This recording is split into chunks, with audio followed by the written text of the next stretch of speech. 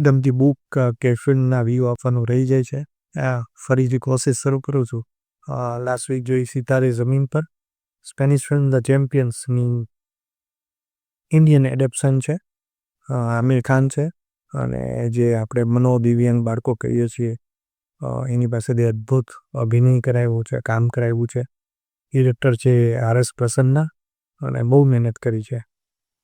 એક ગંભીર વિષયને હળવાશથી એવી રીતે રજૂઆત કરી છે કે એ જોવાની બહુ મજા આવે છે અને ફૂલ ફેમિલીને સાથે બેસીને જોવા જેવી ફિલ્મ છે.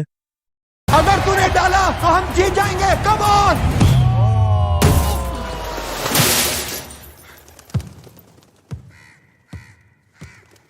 ये क्या है?